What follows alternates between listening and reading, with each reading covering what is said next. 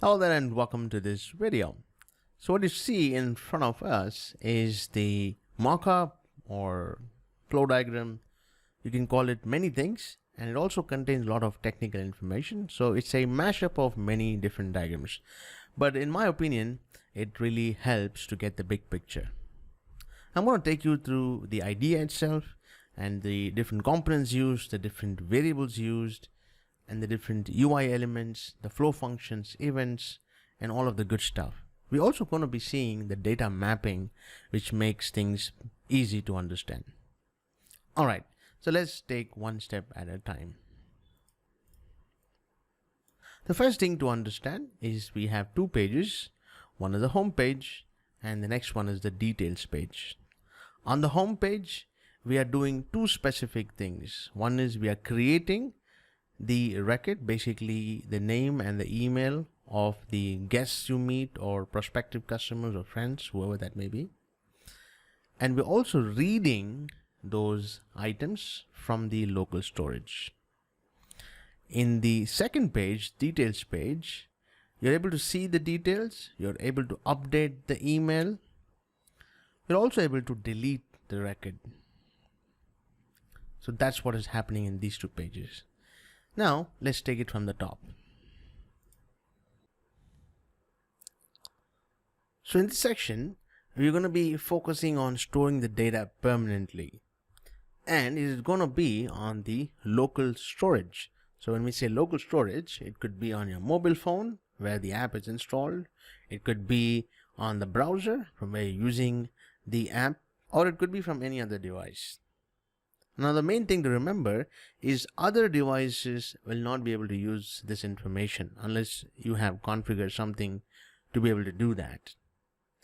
In the other sections, we'll see how to create a cloud storage, and we also will see how to work with APIs where you can get this information from any device irrespective of whether you have used that device to create that data. Okay, great. So for our application, we're going to create a local storage entity called customer. Is going to have three fields: ID, name, and email. ID comes by default for every entity you create. We're only going to create two fields called name and email. Both are going to be of type text. On the application side, that is on the home page, we are going to create three data variables.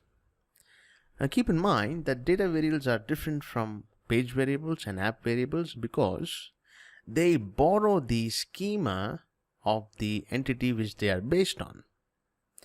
Now since we're going to create the data variables based on the customer entity, so each variable has all the fields within it.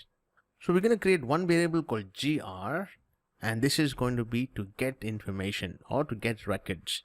And get records generally will be a collection of records. So we're gonna make this of type collection.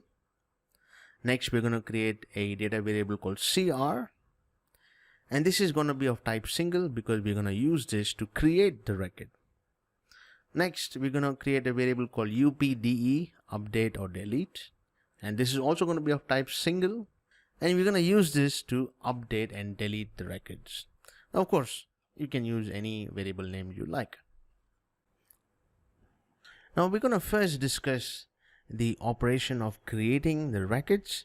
So I'm going to first of all talk to you about the UI elements which we're going to use for that.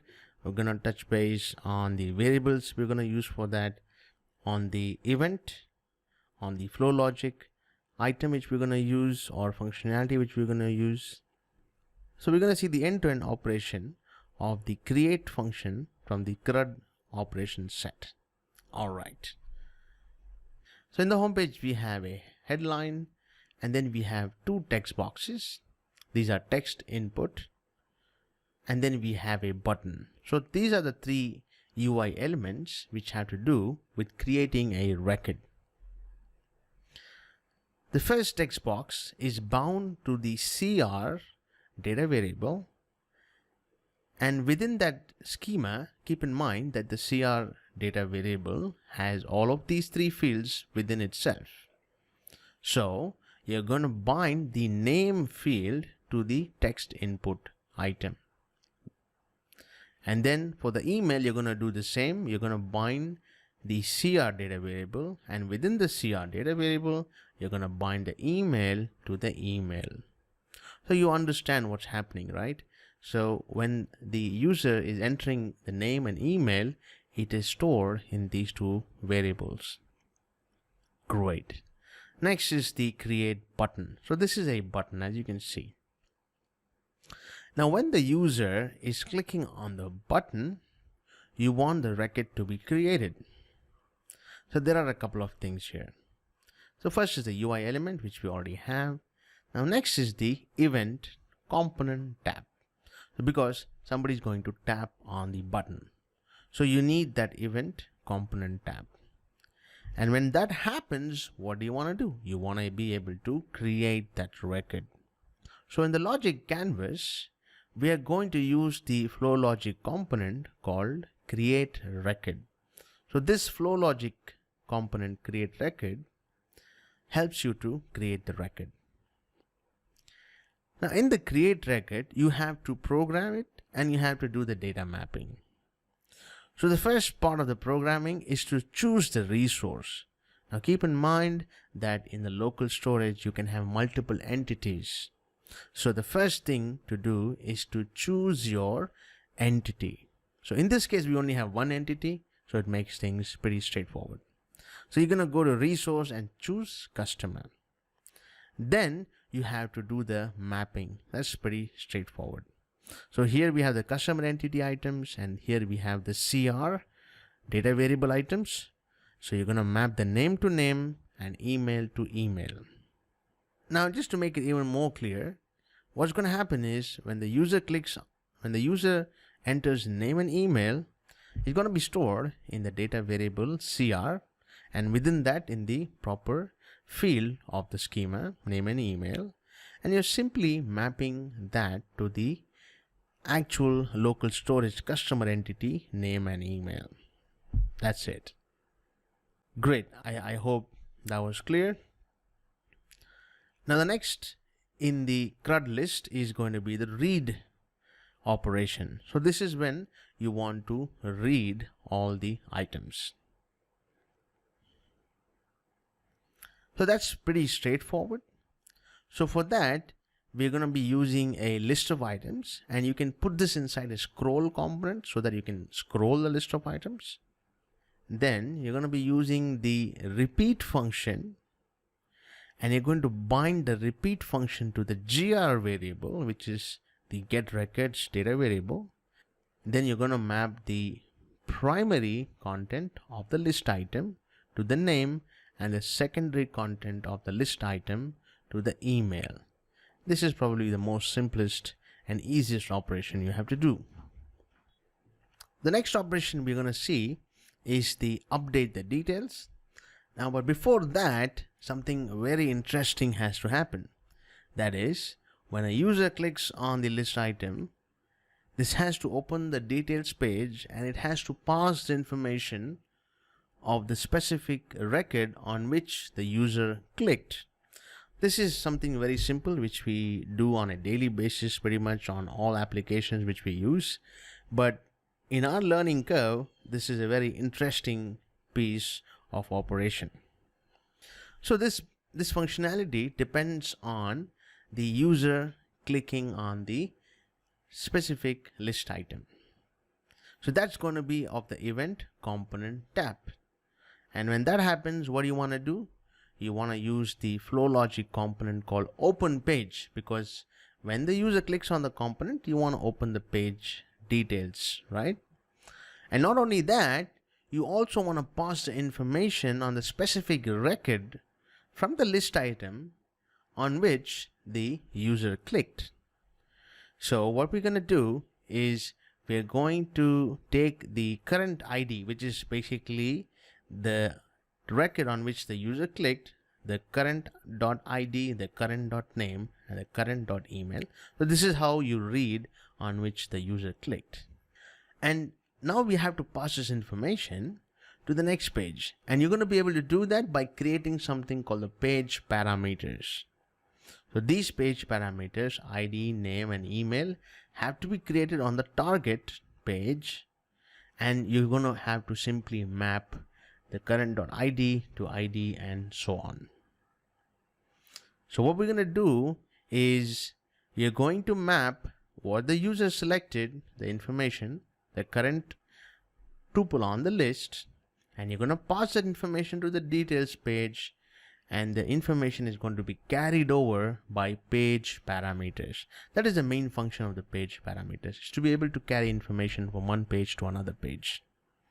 All right, so now the information is available in the details page. Now let's talk about the next item on the CRUD operations, which is going to be update. And to be able to do that, we have a text item. So this is a text input, and this is going to be bound to a normal page variable called new email. Now, if you're going to update both the name and the email, then you can consider using a data variable instead of a page variable. But this brings up a nice variety, so we can see how all the different variables work with each other. So this could be a list of items, or this could be any other component you like, because keep in mind that the user clicked only on one contact, so you're only going to be seeing one contact. Great. So the user is going to enter the email, and he or she is going to click on update. And then it comes to the events component tab, and in the logic canvas we're going to use the operator or component update records, because that's what we want to do. Now the update records has to be bound to the data entity customer, just as we did in the create, and here you need to map the ID to the ID parameter. Okay, keep in mind this is a page parameter, and this is basically what the user selected from the page. So this is holding that specific ID. And then you need to map the records, and these records contain the schema of the entity. So you're going to map the name to the name parameter, because we're not updating the name, and the email to the new email page variable. Okay, I know this is slightly confusing, but stick with me, and when we entirely build the application, it'll make sense. And then finally, we have the delete operation from the CRUD operation list, and that is going to be achieved by clicking on delete. This is also pretty straightforward. We're going to use a component tap event, and then from the flow logic, you're going to use the delete records component. You're going to map the resource to customer entity, and you're going to map the ID to the ID parameter, which is the page parameter. All right, sounds good. So this is the entire flow of your application. In the next video, we're going to build the data entity. We're going to take care of the home page, the details page, and place all the components. And then in the subsequent videos, we're going to take a single operation and focus on that in a specific video. And towards the end, we'll put all of it together, and also we'll take care of the UI, look and feel items, and then we will demo it. I'll see you in the next video.